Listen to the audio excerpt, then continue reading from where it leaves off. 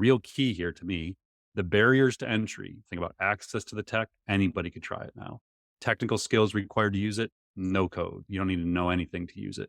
Computer power, compute power, energy costs, which are basically going to zero in the next decade. All of that is falling. The barrier to entry is almost gone to use this technology. So that to me is what matters here and why it's so significant, and the fact that it's just the beginning. Welcome to the Marketing AI Show, the podcast that helps your business grow smarter by making artificial intelligence approachable and actionable. You'll hear from top authors, entrepreneurs, researchers, and executives as they share case studies, strategies, and technologies that have the power to transform your business and your career. My name is Paul Raitzer. I'm the founder of Marketing AI Institute, and I'm your host.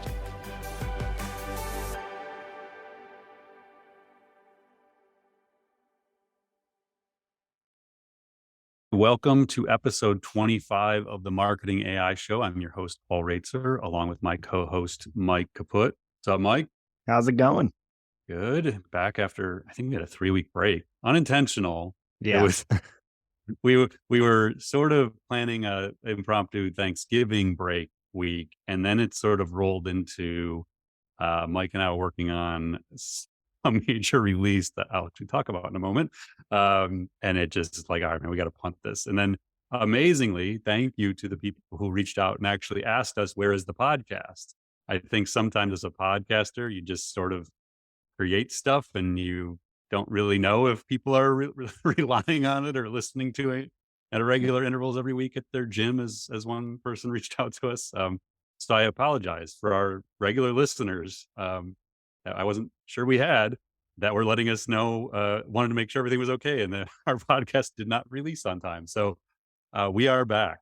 We are back to our weekly show, and hopefully outside of maybe another holiday week here or there, we will be hitting the regular Wednesday release schedule. So today's episode is brought to you by the new Piloting AI for Marketers online course series, which is the thing that Mike and I have been madly working to finalize to release very near future here. So the Piloting AI for Marketers series is brought to us by Marketing AI Institute's online academy. It's designed as a step-by-step learning journey for marketers to guide them through understanding and adopting AI to advance their companies and careers. So this is something we've been working on for a really long time and thinking about, but we finally put the plans in place a couple months ago to produce this series. So it's 17 on-demand courses that Mike and I are creating, original content we're creating for this, sort of inspired by the book, but really going far beyond what's in between the covers of the book. So much has happened since the book came out in June. And this series gave us a chance to really dive into a lot of the new things and the implications it has on, on marketers and on business leaders. So there's dozens of new use cases and technologies offered within the course, a collection of templates and frameworks that'll help people get started. And so like I said, we just put everything we've learned since we started researching AI in 2011, and then hundreds of hours of planning and production in recent months to bring this thing to life. And so we hope it really helps move the industry forward. As we were creating it, ChatGPT came out and new advancements in image generation, video generation. I feel like the world has changed so much that hopefully the course takes on even greater importance now than I thought it was going to have when we first started building it. So you can learn more at pilotingai.com. Again, it's part of the AI Academy for Marketers, which is from Marketing AI Institute. So check that out. And then before I turn it over, so if you're new to this format, our weekly format, Mike basically curates what we think are maybe the 3 most important topics in AI for a given week. And then he and I talk about it. And this week was particularly challenging because each thing that has happened seemed worthy of its own episode. And so today we're going to focus on ChatGPT and generative AI and language in particular, or in general. But before we do that, I wanted to just try and set the stage for how insane the last few weeks have been since Mike and I were on podcast leave producing the Piloting AI series. So we're not going to stop and do our usual conversation on each of these events, but I just want to give you a sense of how much has changed since right before we went off air, and November 22nd we'll start with. So I'm just going to kind of read through some of this and try and process how crazy this is. So November 22nd, Meta announces Cicero.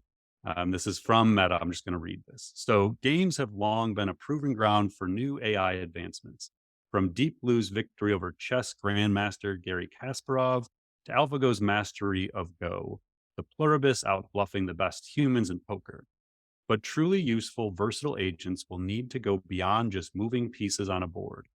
Can we build more effective and flexible agents that can use language to negotiate, persuade, and work with people to achieve strategic goals, similar to the way humans do? Now, as I'm reading this stuff, think about the dots to connect in business. So I'll reread that line.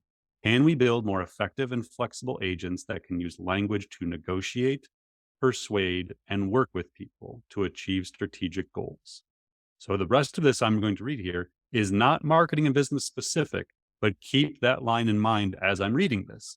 Think about the applications in business strategy, sales, negotiations, HR, finance, all of these things, if these kinds of AI agents can exist. Okay. Today, we're announcing a breakthrough toward building AI that has mastered these skills. We've built an agent, Cicero, that is the first AI to achieve human-level performance in the popular strategy game Diplomacy. Have you ever played Diplomacy, Mike? I have, yeah. Have you really? That doesn't surprise me. I feel like you would geek out over Diplomacy. We should play that sometime. It's a long game. Is it? Yeah. All right, we got time. We got the holidays coming. All right, so then the last part here. Diplomacy has been viewed for decades as a near impossible grand challenge in AI because it requires players to master the art of understanding other people's motivations and perspectives, make complex plans and adjust strategies, and then use natural language to reach agreements with other people, convince them to form partnerships and alliances, and more.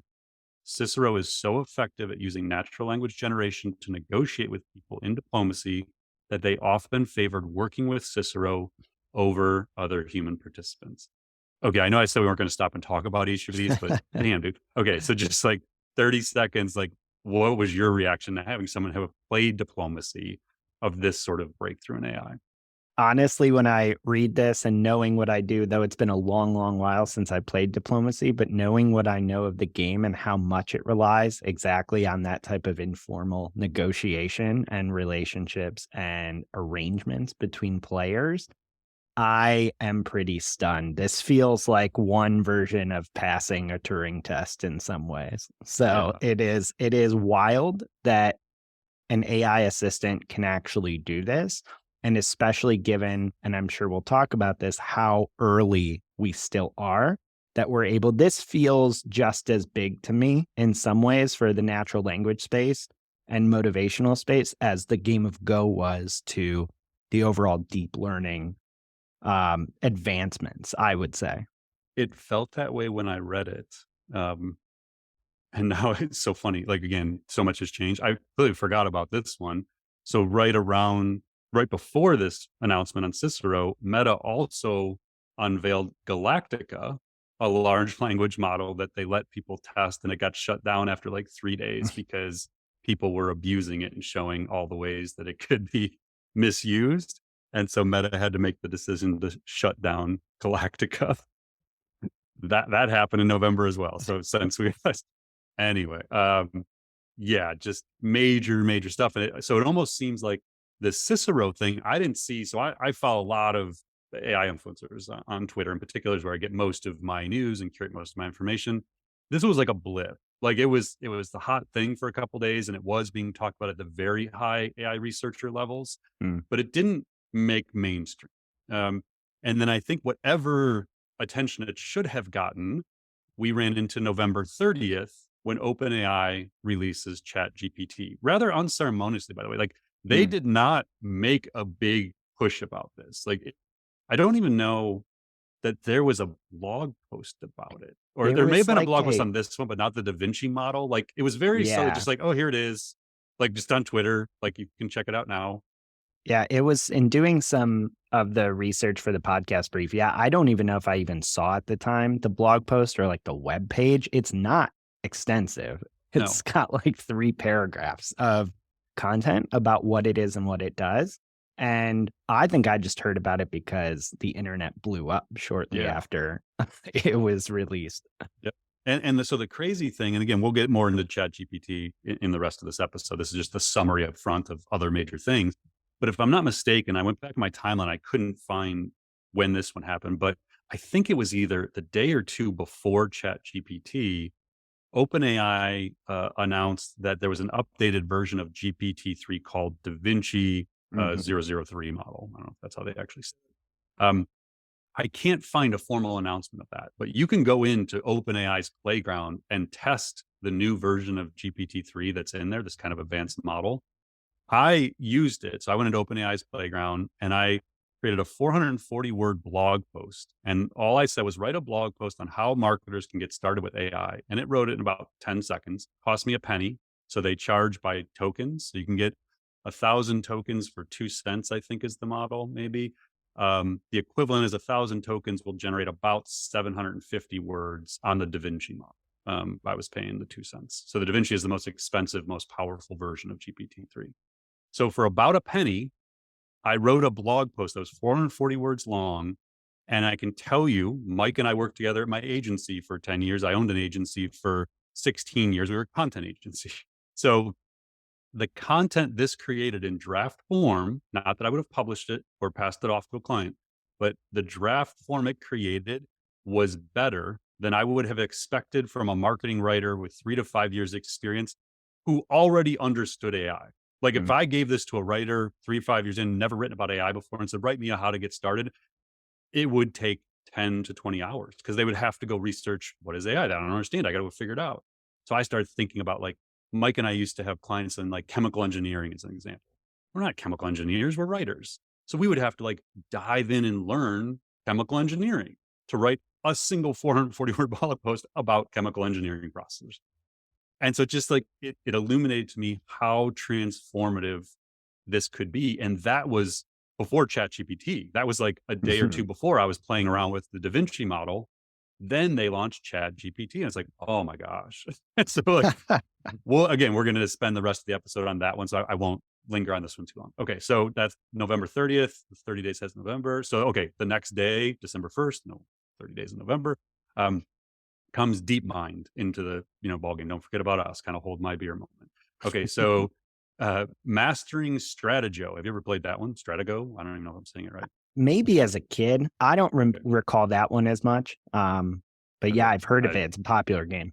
okay. So classic game of imperfect information is the headline. Okay, so here's what DeepMind said. Again, they're not talking about marketing and business, but put yourself in that mindset of what this means to marketing and business. Game playing AI systems have advanced to a new frontier. Stratago, I'll just go with that one. Stratago, the classic board game that's more complex than chess and Go and craftier than poker, this sounds a lot like Cicero, has Mm. now been mastered. Published in Science, we present Deep Nash, an AI agent that learned the game from scratch to a human expert level by playing against itself. Deep Nash uses a novel approach based on game theory and model free deep reinforcement learning. Its play style converges to a Nash equilibrium. I'd have to ask OpenAI's ChatGPT what a Nash equilibrium is, which means its play is very hard for an opponent to exploit. So hard, in fact, that Deep Nash has reached an all time top 3 ranking among human experts on the world's biggest online Stratago platform, Ravon. Great fun. I feel like I should know these things. The value of mastering Stratago goes beyond gaming. I boldface this, so it must be important. In pursuit of our mission of solving intelligence to advance science and benefit humanity, we need to build advanced AI systems that can operate in complex, real world situations with limited information of other agents and people. Our paper shows how Deep Nash can be applied in situations of uncertainty and successfully balance outcomes to help solve complex problems. My initial reaction when I read the building advanced AI systems that can operate in complex real world situations with limited information was the whole reason I started pursuing artificial intelligence back in 2011 was I had this vision that someday there would exist a marketing intelligence engine that intelligently built marketing strategy, allocated budgets, did predictions around where, you should spend your money and resources. And I asked myself and others, like, are we there? Like, have we actually arrived at the point where AI will enable the building of an intelligence engine? I have no idea the answer to that, but it sure sounds like when you read the Cicero thing and the DeepMind thing, that maybe that ideal that there is that human strategy will be inseparable from AI is probably in the very near future and probably already existing within the major tech companies. So, wow. Yeah. It's Okay. we the audience should thank us because we took a 3-week break and we changed the world in terms of the AI developments that happened during it's Apparently, if we probably go offline, everything happens. right. Okay, I'll run through these last three. Again, this is all wild. This is all in the last 2 weeks. Okay, so then yesterday, December 5th, um, Runway announces $50 million Series C and a new AI training tool. So Runway ML, I think it's just runwayml.com. We'll put the link in the notes. So they raised 35 million Series B in December of 21. So a year later, coming with 50 million Series C to, as they would say, build the next creative suite, the generative suite. Quote, this funding will allow us to double down on building the next generation of creative tools. Our existing research and the open source release of Stable Diffusion, which is critical in the image generation movement, has forever transformed the generative AI landscape, and we are thrilled to continue building state-of-the-art multimodal AI systems. Multimodal meaning language, text, voice, images, anything like video, multimodal for components. Runway also, again, the craziest thing, they just drop, oh, by the way, here's an AI training capability while we're announcing the funding. So separate tweet, here's AI training. So now if you go in, and they are not a sponsor, as I pay $28 a month for Runway to play around with it. I actually featured in our Piloting AI for Marketers series. It's amazing technology. So they have an AI magic tools suite within theirs. That again is part of the $28 a month package. And they have a custom generator and a portrait generator where you can upload portraits or objects and then create custom images using your images as the training set. And along those lines, you have probably seen Lensa AI, I think is how you say that one. I know it blew up in my social feeds in the last few days where people are uploading photos of themselves and then Lensa trains it and then they can create all these variations of themselves.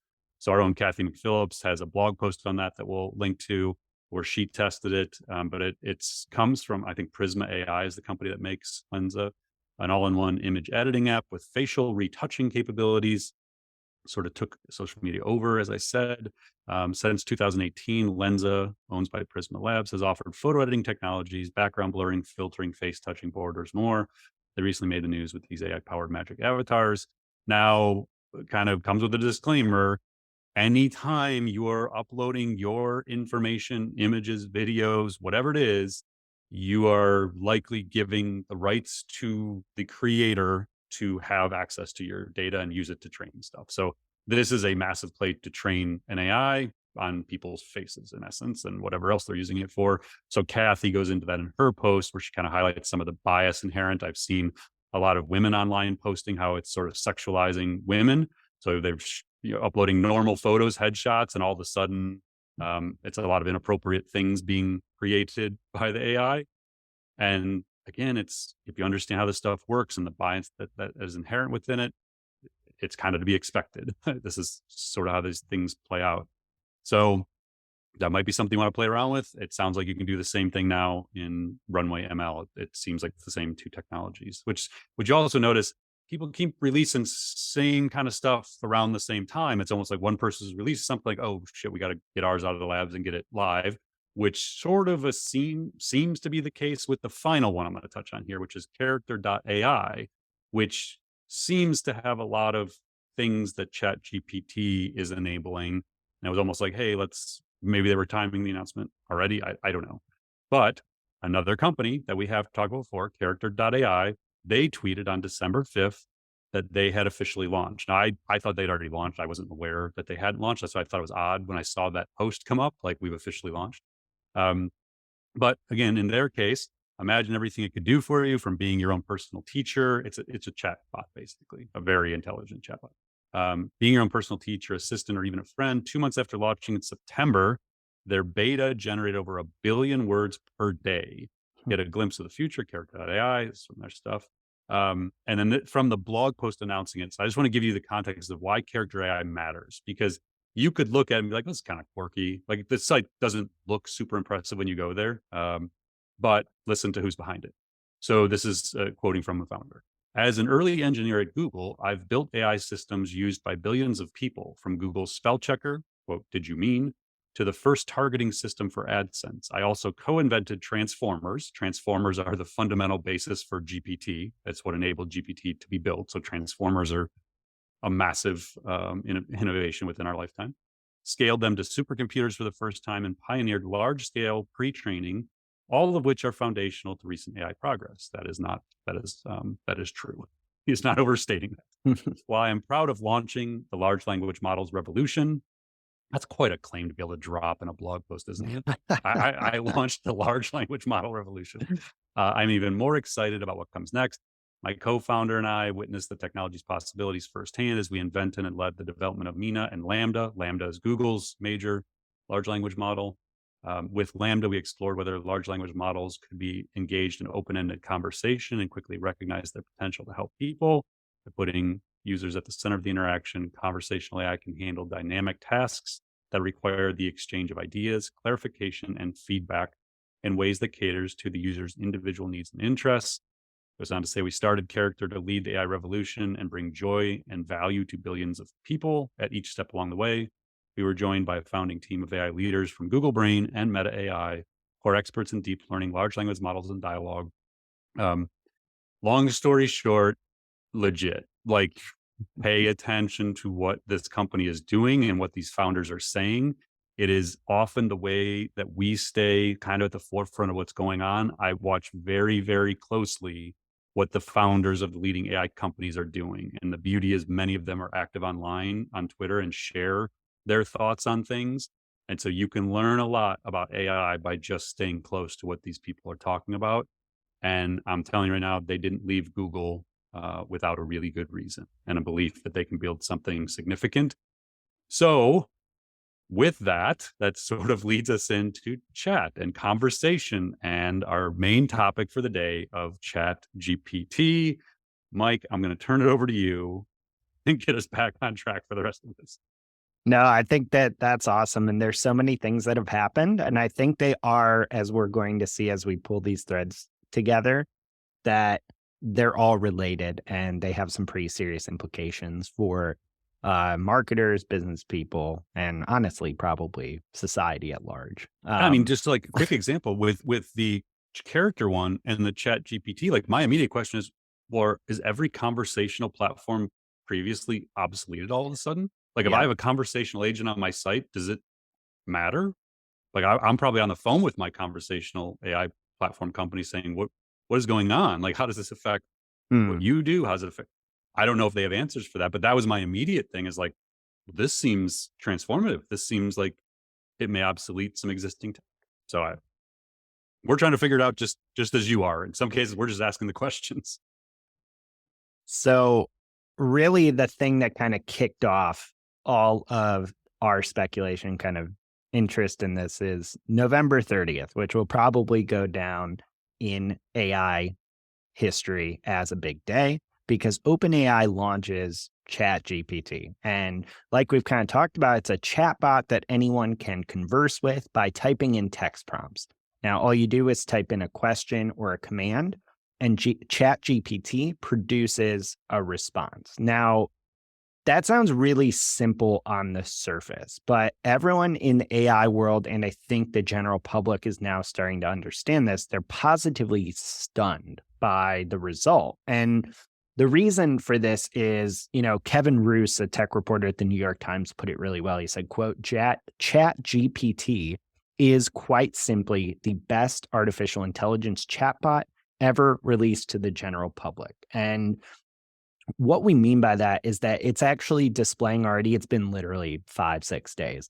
It's displaying a breathtaking range of capabilities. So we've kind of been geeking out back and forth about Twitter users are posting experiments using it to do things like answer really complex questions like math problems, highly technical science questions. And it's doing a pretty decent job, it seems, in certain tests of actually answering questions that you and I certainly wouldn't be really able to answer at a very technical level about certain complex subjects. People are actually using ChatGPT to say, build me a business plan for a software startup and break down this big project into concrete steps. It's able to do that. ChatGPT has also been used to generate poems, fiction. And what's really interesting, I even was playing around with this morning. It's even been used to solve coding problems that you typically reserve for a programmer. So you could tell it, hey, generate me code that does ABC. And it will take a stab at doing that. And some programmers who have programming knowledge, unlike me, appear to be pretty wowed by the output. So what's really funny is, Paul, you actually just wrote a recent post where you did a Q&A with ChatGPT, asking it a number of questions, about itself, its impact on marketing, business, society.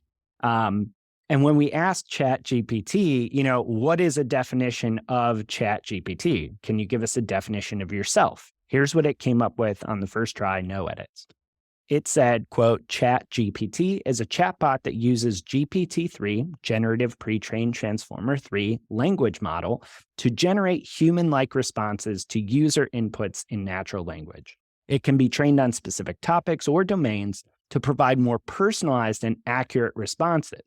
ChatGPT is designed to improve the natural language processing capabilities of chatbots and enhance the user experience of conversational AI.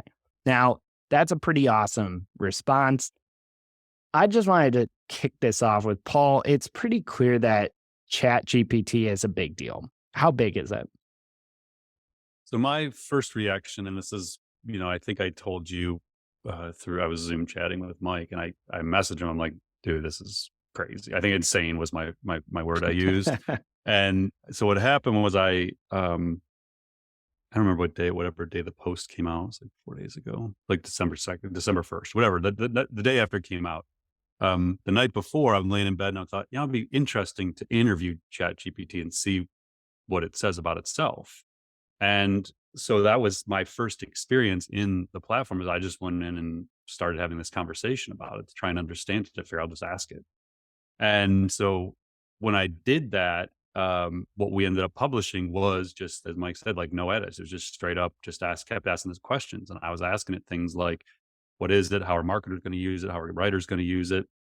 I started testing it a little bit because one of the keys is it's not like it remembers, quote unquote, previous questions. So you'll note in some of my questions where I'll say, I'll refer to ChatGPT as it, or like the technology is it, to see if it knew what it was and if it could figure that out within the context of the question, and it did. So after I wrote it, after I did that, I wrote the blog post, and so I'll read kind of the open to this. It said, my immediate reaction for 5 minutes was the marketing profession, business world, and society are not even close to ready for what is about to happen as a result of rapid advancements in AI. Everything we think we know about communications, creativity, and strategy is going to be redefined and reimagined in the months and years ahead. The closest comparison I can find in my mind to understand the magnitude of the moment would be to rewind to June 2007 when the iPhone was introduced. What is about to be built in the generative AI space is basically the equivalent of the emergence of the app ecosystem, which Apple says facilitated $643 billion in billings and sales worldwide in 2020, which was the most recent study I could find. With generative AI, we're talking about trillions of dollars in value and wealth creation over the next decade. And the real key here to me, the barriers to entry, think about access to the tech, anybody could try it now. Technical skills required to use it, no code. You don't need to know anything to use it. Compute power, energy costs, which are basically going to zero in the next decade, all of that is falling. The barrier to entry is almost gone to use this technology. So that to me is what matters here and why it's so significant, and the fact that it's just the beginning. Like I've seen some people go in who maybe don't understand AI very well, and they'll test it and be like, "Oh, I got this wrong. Like it's stupid. It doesn't even know this or that."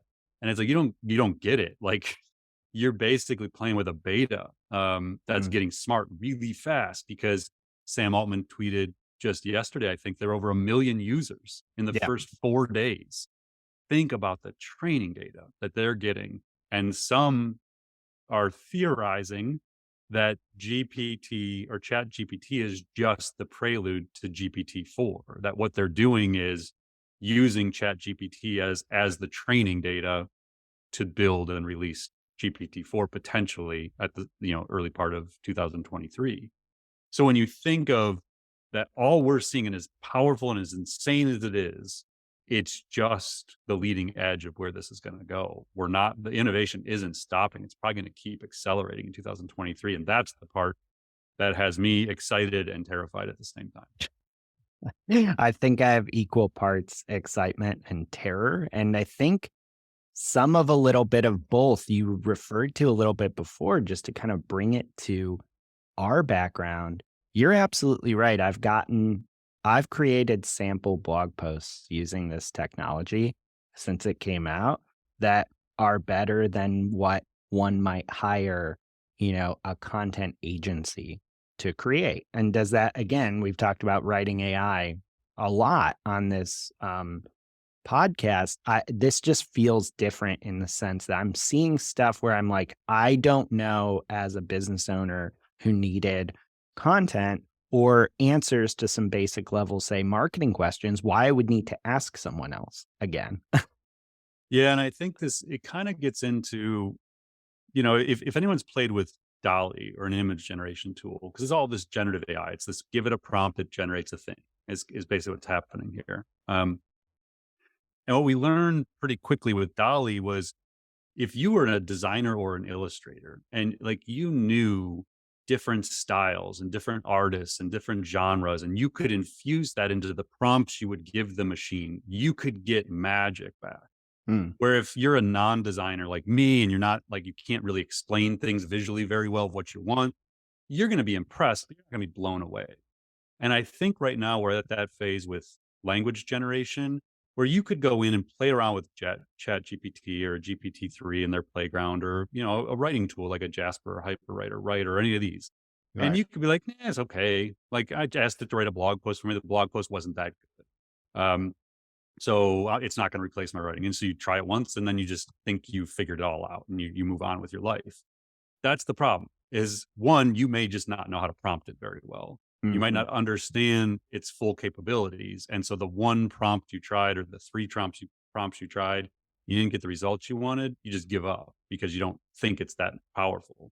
But it is. And it comes down to understanding what it is capable of and how it does it. So I saw a crazy example online of someone who tweeted using ChatGPT to create, I think it was like a lease agreement in South Carolina that had specific elements of law in that state that tied to the lease contract. And it asked it to write it, and it wrote it, probably better than most young attorneys.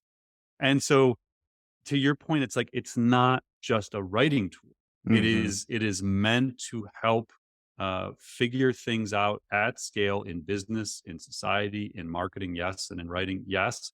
But it's understanding what it's capable of doing, and then how to ask it for that information that enables you to do it. Like, I mean, I've seen some insane things around like simple things, like I think it was Doug Kessler, a good friend of ours, wrote a country song with it. I've seen other people that'll write it in specific styles, like they want a poem written in the style of a specific poet, or they want a movie script in the style of Quentin Tarantino. And Hmm. like to know that it's capable of going beyond just write me a blog post about this, write me a blog post about this in the style of this person written during this time period. And you start to like really push the limits of what it can do. And that's when I think people will realize we are not playing with just simple blog post writing tools. If you're thinking about this movement as that, you are thinking about it the wrong way. It is not just going to be an assistant to write things faster. Hmm. It is going to change the way we think about creativity, communications, strategy, business, structure, everything it's really hard to comprehend how transformative this is going to be. And it's now like 2023, it's going to happen. It's interesting to me. The more I think through it, and these are still kind of really first draft thoughts, given how quickly um, it's been since it came out. I think in some ways, the writing piece of it almost misses the point in that it is not only a writing tool, it's an answer engine. And like you can quibble all day with the validity of the responses in terms of accuracy. And I think that's a really valid critique that what it produces can sound really good, but isn't accurate. It hasn't even been trained on recent data on the internet yet. And you figure here, like, think of how many careers, jobs, and functions are essentially being a human answer engine, right? Another way to say that is consultant or Yep. professional Yeah. services in a lot of cases. So that's where it gets really exciting and scary to me, where I'm thinking, like, well, okay, if the answers could get even better, which they will, what does that mean for anyone who provides expert knowledge to a client, to a customer, to a partner? Yeah. And I mean, if you, so if you're thinking of this and you're just like mind blown, you're in good company. Like after I wrote the blog post, I sent it to Mike and our team. And then I texted, like, as soon as Mike got the post live, I texted it to some of my friends in the space. And I was like, we got to talk. Like, I don't, I need to, once we get through the Potting AI launch and like get it all, like, I really need to take a few days away and Mhm. just think about this because, like you said, it's happening so fast and you're seeing so many use cases emerge as more people who are really smart experiment with the tech and then they make connections about what it can do. And you're like, damn, that was smart. I was talking to my kids are in fifth and fourth grade, and I happened to be mentoring an entrepreneurship class at their school beginning of the week. I think I mentioned this to you, Mike. And I got talking with the president of the school about impact on education, and as soon as I explained it to him, his mind started lighting up with like, "Oh my gosh." And he's rattling off ideas and things. And I'm like, I hadn't even thought about that yet. Like, there's so much opportunity moving forward to help really smart people understand what it is and then let their minds go to work on what does it mean to them because we're not going to figure all that out. Like, we got our Right. own stuff to worry about. But I just want to take a few days away by myself first to think about this. But then I want to start having like think tank style conversations with really smart people in different areas because I'm so curious about where it goes. Yes, in marketing, but bigger than that to me. You and I've talked about, like, I worry a lot about higher education. Mhm. And even into high school. I had concerns about higher education before this kind of stuff, but the one point I think I made on one of the posts was you could write a high school or college essay without a problem with this Mhm. technology. Today's technology, OpenAI playground, using DaVinci, the GPT model with Chat GPT mixed in and a few other like you could 100% write it. It's going to pass any plagiarism check. And most professors and even college administrators have no idea the tech exists. So what I was saying is like, if you're in higher education or in high school, like you have to establish a point of view on this at minimum. And then like, Mhm. are you teaching? Like I'll give you an example, that I was like having this existential crisis internally, personally. My daughter had to do a project where they, for music class, had to take a song. They were learning how to write, basically how to rhyme. They had to take a song and rewrite the opening verse and the refrain, and then write it to the style of that musician and that song. So she had picked one. I was like, well, I can't even figure this out. Like, I can't figure out the rhyming sequence here. Like, we're gonna have to pick something else out. So we picked, uh, I think it was Mermaid by Train, and we rewrote it to. I helped her rewrite it, taught her how to like rhyme words and the sequence and how many syllables are in each line, all this stuff. Like, I'm teaching her this, and we wrote it. Now, this was a couple days before Chat GPT came out. Hmm. And I asked myself after the fact, I was like, oh, damn, I probably could have given it the lyrics to that song and said, write a song in the style of Mermaid by Train, about unicorns. And my guess is it would do it. I didn't try it. But then I asked myself, like, oh, would that be cheating? Like, should I even teach my daughter that is possible? Like, would I have, I mean, I stopped doing piloting eye courses for 45 minutes to help her figure out how to write this. And I'm like, I probably could have done that in 45 seconds, Yeah. but should I? And I actually don't know. Like, but these are the kinds of things like I'm starting to wonder, will I, knowing what we know, would I give my kids the advantage of like, let me just show you, like, trust me, when you're in high school, college, like, you're not going to need to be doing this. Like, the AI is going to do these things. Hmm. So let me show you now to give you a head start of how to use AI in your own education. Is that being a bad parent? I have no idea. Like, I haven't had time to grapple with these questions. Um, but that's what, like, your question. Why is it such a big deal? It's a big freaking deal because it changes everything. You're telling me you haven't figured it all out in the 5 days since it's come out? This is the most, like, I've even really thought deeply about it. Now I'm just getting more overwhelmed by the whole thing. Well, I couldn't agree more. I feel like I need to take 72 hours and go to, like, a cabin or something and just With think scotch. Can we about do it. it with Yes. scotch? I'll pay for the cab. We can There get you some go. scotch and Done. I just like think.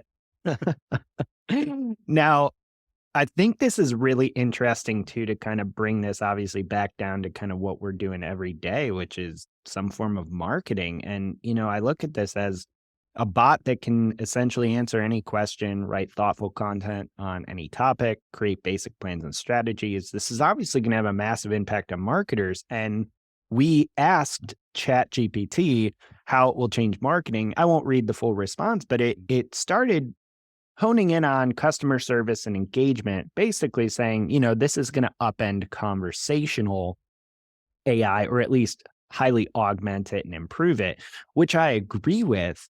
And we can talk about that because I think your point's really well made. If I'm a conversational company right now, I probably should be having an all hands meeting figuring this out. Right. But to me, that's also just the tip of the iceberg. Like, what are the implications here across other areas of marketing? I mean, I just see this. I can't right now think of a single big area of marketing that you couldn't functionally start using this technology to at least augment.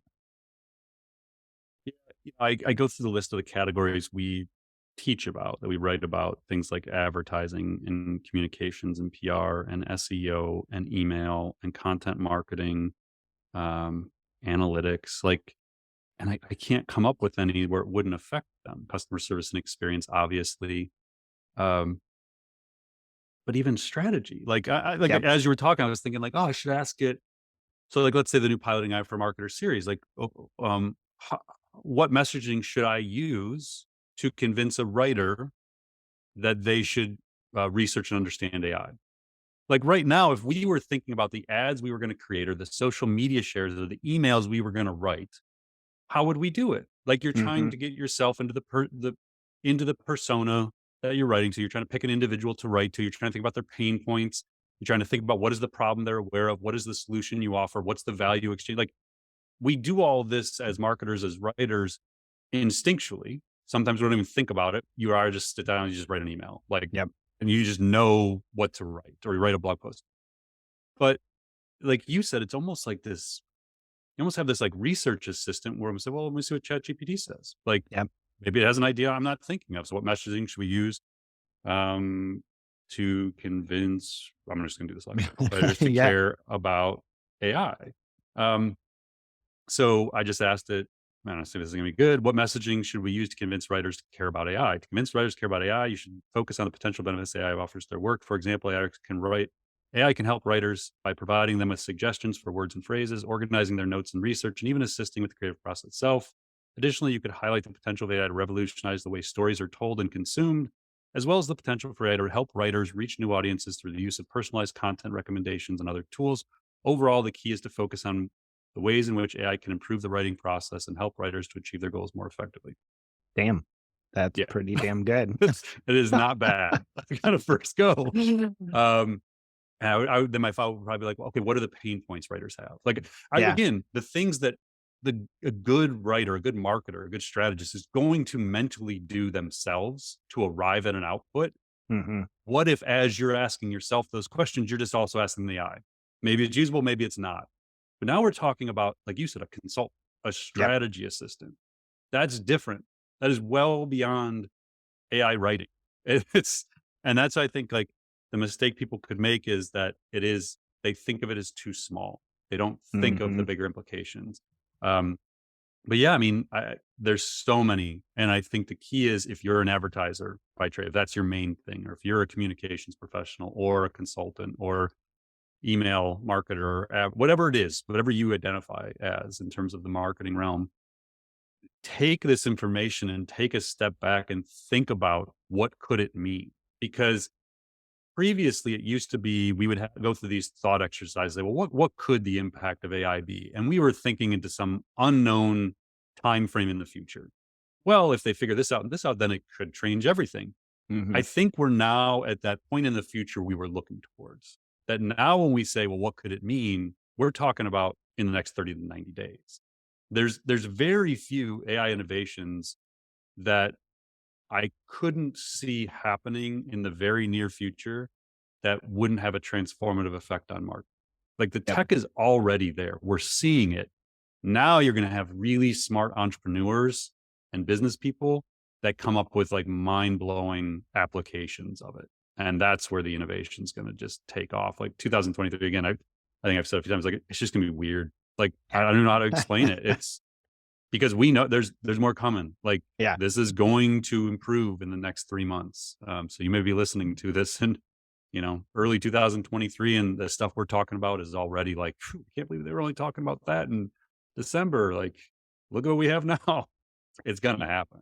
Absolutely. And I know we have kind of touched on the issue in the past of marketing agencies, which I consider, a really good example because they're ubiquitous in the industry and they're in high demand often, being at the cutting edge of technology. If you are an agency not getting everyone to drop maybe their other professional development at the moment and figure this out, I would say that's a horrible idea.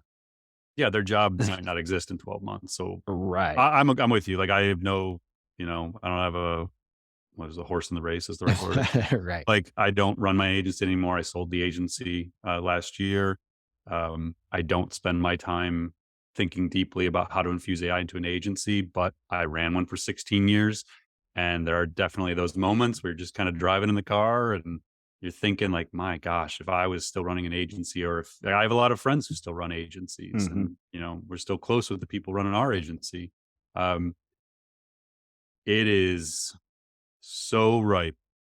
that, that business model, I want to put a positive spin on it. I would say there are massive opportunities to reinvent the Mm. agency model. Yep. And yes, you're right. I mean, you get paid to figure things out and to build plans and to create content and to drive outputs. And I don't know how you do that in the very near future without AI being infused into every aspect of what you do.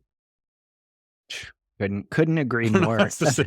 Again, saying it in the most positive light I can, figure this stuff out fast if The you are an agency person. the positive part of this is you have no excuse to go use it right this second. It's free. It's Yes, pretty and as the long as you barriers are know how to gone. type a sentence, you're okay, I think, and you don't Yeah. even have to use proper punctuation. It's pretty good at figuring out what you mean. So, that's the positive to me is this doesn't require you to sit down and, you know, think about your whole existence necessarily. It go start Yeah. experimenting with it. There's no learning curve. You No. experience the tech and then you apply your expertise to how to use it. And I think that's the opportunity in the future is no one's going to come from your specific perspective, your set of experiences and knowledge and look at AI the same as you. And that's what we need is more leaders at agencies, at brands, at nonprofits, at universities, whatever it is. We need people applying their own knowledge and experience to what AI enables Mhm. because you and I aren't going to figure it out for them. Um, we're going to try and do our best to educate people in specific areas, specific personas. But at the end of the day, the opportunity for you is you have a unique perspective on how to use this tool, but you have to understand it first. So, one other area of marketing I did want to touch on and kind of get our first draft thoughts on before we move to kind of how this is going to affect business at large is I keep coming back to SEO in the sense that if there is tomorrow, just as a hypothetical, an answer engine that generates accurate data and information, and maybe you could click into it and say, okay, where exactly did that come from? Doesn't that get rid of the need for Google and for the content that is created for for the search engines? I just wonder, I mean, obviously no one's going to stop using Google tomorrow, But over a medium term, I am really trying to like twist my brain around that piece of it to begin with, because I don't know how that doesn't invalidate the entire premise behind SEO if consumer behavior were to switch to exclusively using these types of tools. Yeah, so this is one again. I've had a lot of passing thoughts, and I haven't had the thoughts to go deep on this. And I also don't know that I'm the expert to do it. Like I know I have friends who are far more knowledgeable about SEO and search and the business model at Google than I am. But I'll share a couple of things that I immediately thought about. So when I wrote the blog post, the first one, I actually asked that question because it was top of mind for me. It was like, how could ChatGPT change the way we search for information? Could it replace Google search? So ChatGPT's answer, that ChatGPT could potentially change the way we search for information by providing more personalized and conversational responses to our queries. Instead of typing out keywords and phrases, we could simply ask ChatGPT a question in natural language and receive a detailed and accurate response. However, it is unlikely that ChatGPT could fully replace Google search as it does not have the same level of access to vast amounts of information and data. Additionally, ChatGPT is designed for more conversational interactions, while Google search is primarily geared towards providing relevant web pages and results. Okay. So, a couple of thoughts, and I didn't write down an outline for this. I'm just kind of off the top of my head. My first thought is there is no way that Google didn't know this tech was coming. Right. There is also very low probability that they don't have something more advanced already within the walls of Google. Now, Google has far greater barriers to releasing innovation than an OpenAI does, or a Stability AI, or Hugging Face, or Runway, or any of these major players right now in the generative AI space. So Google has to be more cautious about what they release and when and how. That being said, on the surface, I cannot imagine a near future where we are searching and scrolling through links to click on a bunch of things past a bunch of ads Mhm. to arrive at an answer to a question. Um, that seems, in retrospect of what we know, uh, an insane process full of friction. When you know you can maybe just get a better answer by just asking the question. Now, it seems like what the promise of Siri and Alexa and Google Assistant were. Now, those haven't delivered to date on the promise of being like the perfect immediate answer.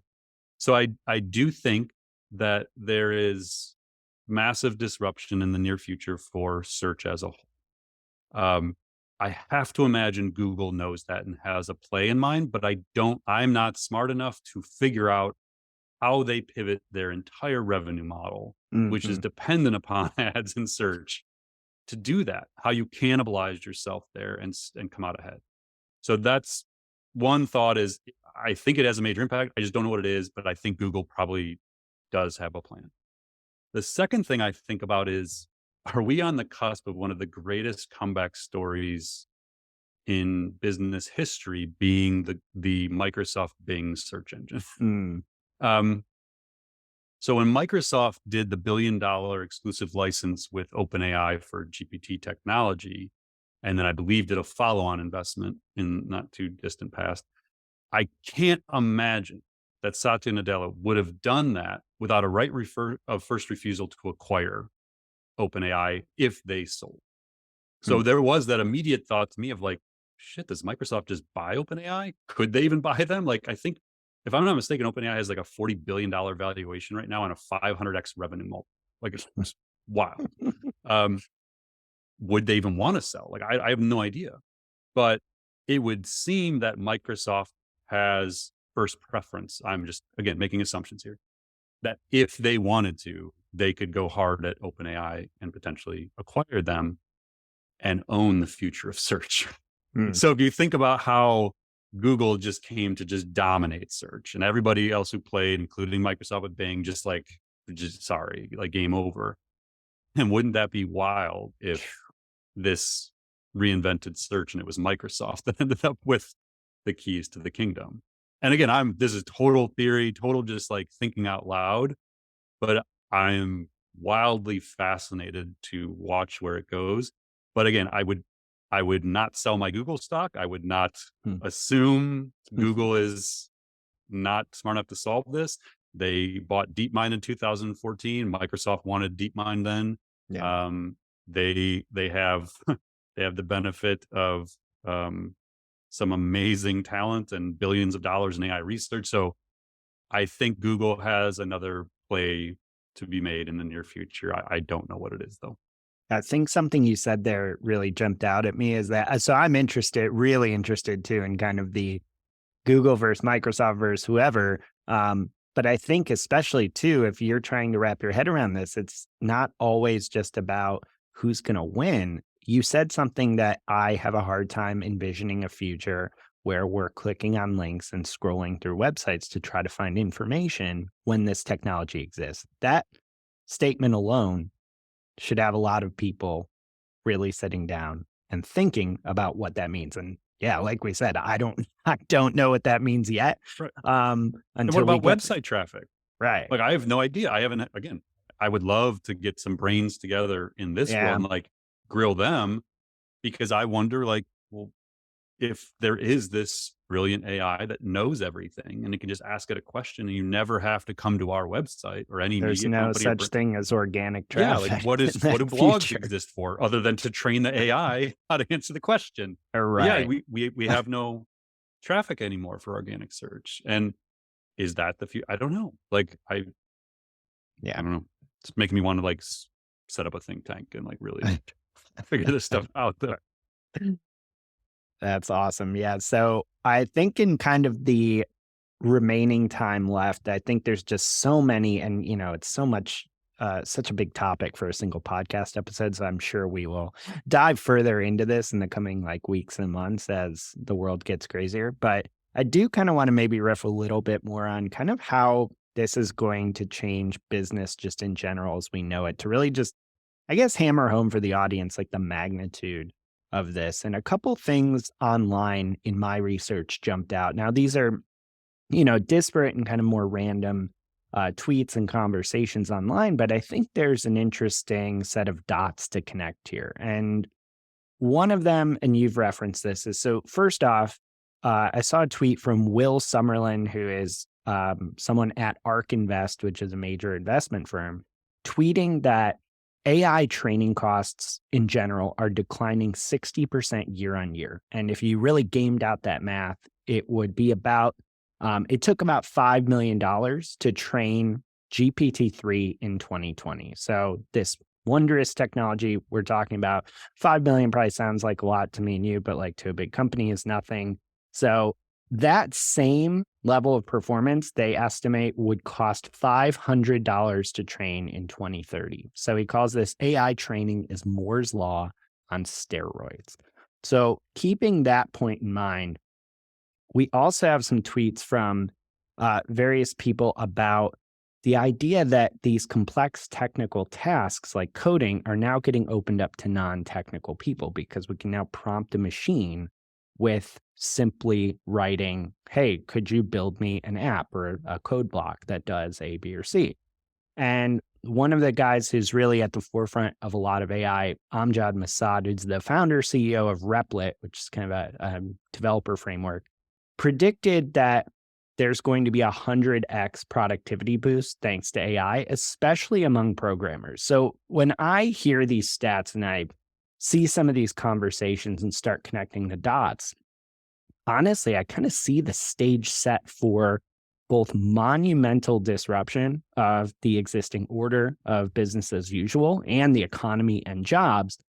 And I kind of also at the same time see maybe the greatest economic opportunity of many of our lifetimes. So, how are you thinking about, at least, again, 5 days out, the bigger impact of ChatGPT and just the overall acceleration of AI development on the economy, jobs, kind of business as we know? I know we've gotten into various use cases, but really, where do you see this having these kind of monumental impacts on society? in May, I published that post, "The Future of Business is AI or Obsolete," which we've talked about on the show before. And the basic theory was that no matter what your business, no matter what your industry, no matter what your profession, that in the near future, you're either to be AI native, you build a company from the ground up infused with AI, that's just smarter, more efficient than the peers, competitors. AI emergent, you're an existing company, you figure it out, you have a visionary leader, you infuse AI across the company, marketing, sales, service, operations, finance, HR. You build a smarter company, smarter version of your business, and you do it real fast. Or obsolete, you just become irrelevant. And then die overnight, but your ability to create value. Think about marketing agencies as the example. Agency A goes and infuses AI into all of its services, builds more efficiency, creates more value for clients for the same cost, but reduces its costs internally, increases profits from 15% to 35%. Like, done. You can do it next year. How do you stay competitive if you're not them? Like, if you're the one that doesn't figure this out, you're done. And it might not happen in a year, but give it 2-3 years, natural turnover process, your clients are all gone.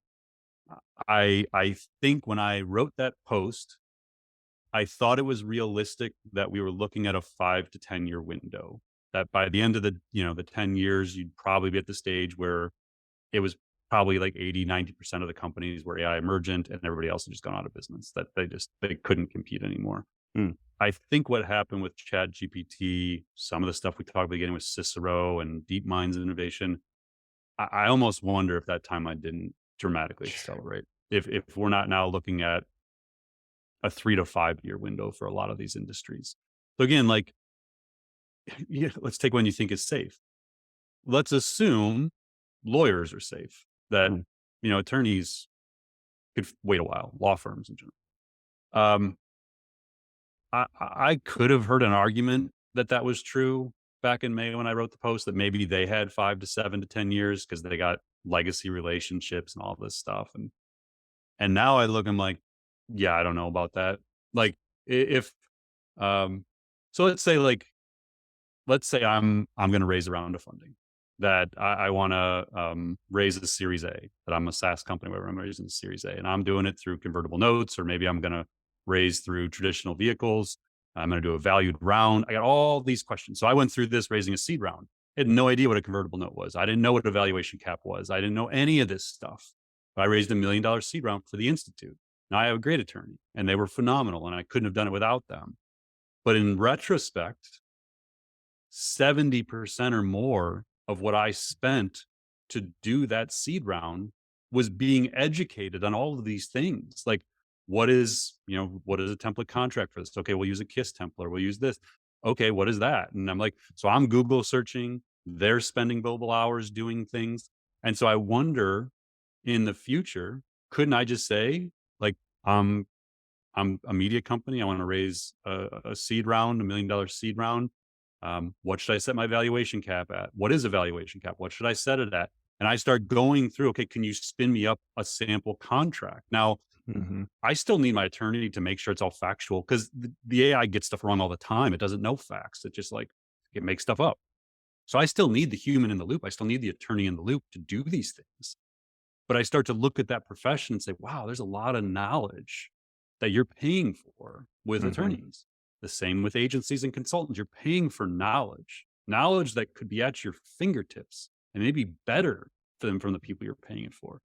So I think from a knowledge work standpoint, we are accelerating the disruption. Is the simplest way I think about it. So if AI native, AI emergent, or obsolete meant in the next 5 to 10 years, I think in a lot of industries it may have moved up to 3 to 5, with not only what happened in the last few weeks, but what's about to happen in early 2023.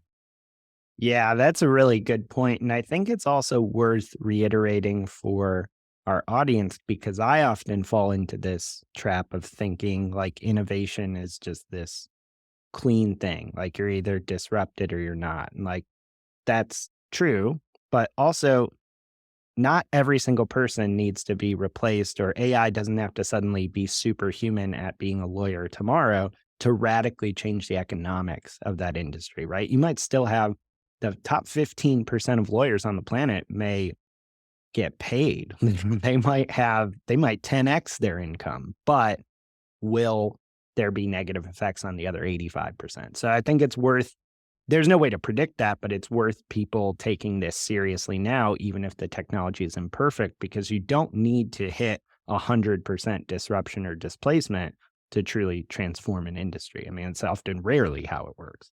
Yeah, and the thing I'll say there, and again, stay on the attorney example. What I'm saying is not that attorneys won't matter, or doctors won't matter, or writers won't matter, or consultants won't matter.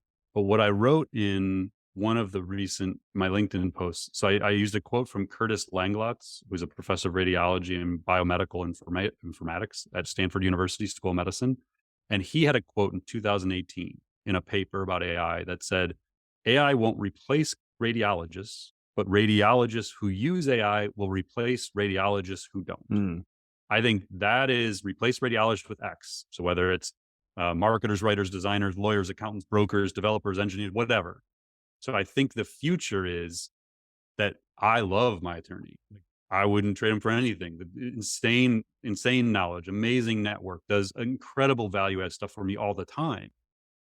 If they figure out how to infuse AI, so rather than them having to spend 10 hours on something, they can spend two, and they mhm, can still charge me a value-based rate for it. But now they can do that 10 more times than they would have done. So they're 10xing their output. So that's what's going to happen is lawyers, accountants, marketers, consultants, people who figure out how to infuse AI into their business models are going to have such a disproportionate advantage over people who don't. And I think ChatGPT accelerated the ability for the average business person, average knowledge worker to infuse AI. mm. So until now, it wasn't that easy. The barriers weren't down. The barriers are gone.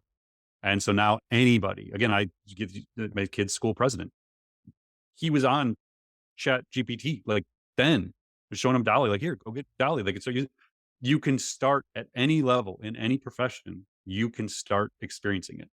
And as soon as you do, your mind lights up with what can happen.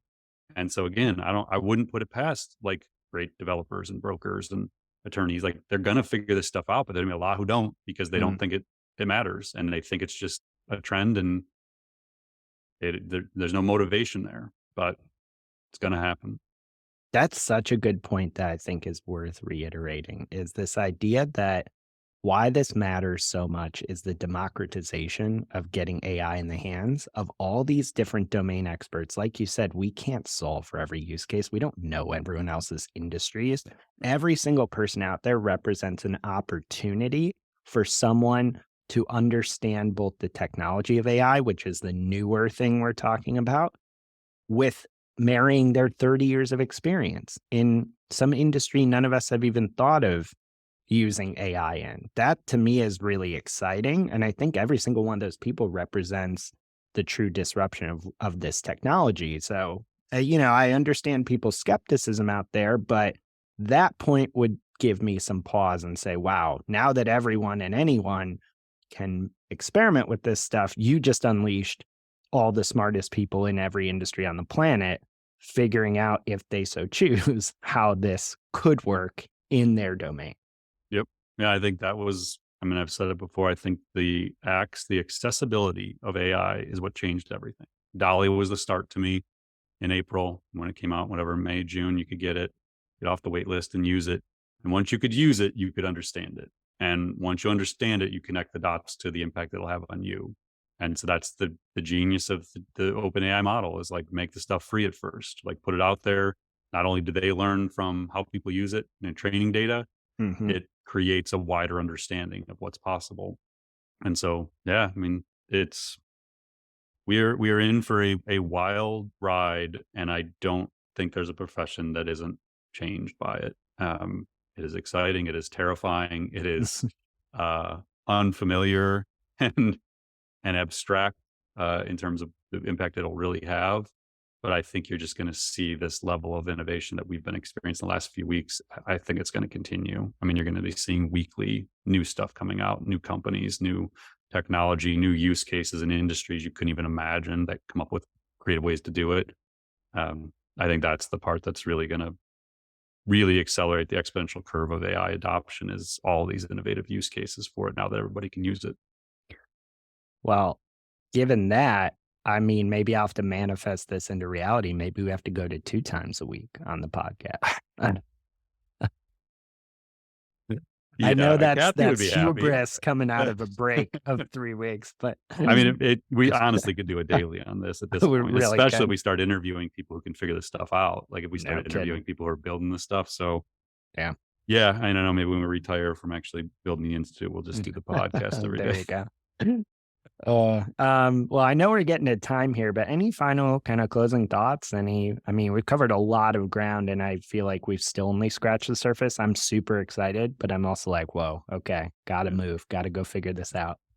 I've said it, I think, on the podcast before. I know I've said it on stage giving talks. Like we have spent I've spent the last 11 years researching this, last 8 writing about it and speaking about it, the last 6 running the institute, with Mike's help and building this and trying to create an audience around this. And we have been very cautious to not create fear. We have made every effort in our messaging, in our content, to make AI in a way aspirational, to make it inspirational, to drive curiosity and let people explore it. And we have really intensely tried to avoid the tone that would create fear. What I would say now is if you haven't picked up on it, we have an increased sense of urgency. It is very, very important. And this is not overstating the state at which we are. You have to solve for this. You have to make understanding AI and figuring out how it's going to impact you and your company a top priority in Q1 of 2023. Like, there's no waiting anymore. And I think that's the biggest change with what's happened in the last few months is you cannot wait around.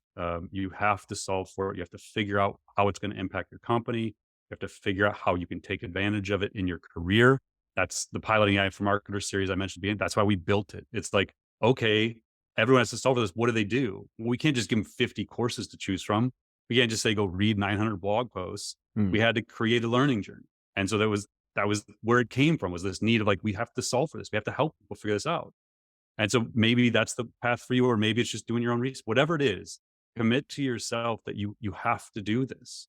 Whether you're a marketer, a business leader, an educator, a student, whatever it is, this is the future and it's happening right now. And I just don't want you to waste another minute without seeking this information and continuing to explore it. I love it. That is, Hopefully we can transcribe that because that was probably the best way I've said it. right. Yeah, we need that should be that'll probably be at the top of this episode. Yeah. Right. No, that's awesome advice. And as always, thanks for the time. Thanks for the insight. I think we've got a ton more to talk about. I can't even imagine, next week we'll have another year's worth of developments to discuss, I would imagine. Or we'll just go back to the beginning and pick one of the 7 things that happened that we didn't talk about. Yeah. So thank you everyone for joining us. Again, to the listeners who reached out in our short absence and let us know that they missed us. That means a lot. We appreciate that. If you are a regular listener, we'd love to hear from you. Connect with us on LinkedIn, reach out, join the AI community we're building through the Institute. And be sure to give a like and, leave a comment on the the podcast, as we keep trying to build this community and spread the understanding of AI so people can figure it out and take advantage of it. So until next time, we'll talk to you then. Thanks, Mike. Thanks, Paul. Thanks for listening to the Marketing AI Show. If you like what you heard, you can subscribe on your favorite podcast app. And if you're ready to continue your learning, head over to marketingaiinstitute.com. Be sure to subscribe to our weekly newsletter, check out our free monthly webinars, and explore dozens of online courses and professional certifications. Until next time, stay curious and explore AI.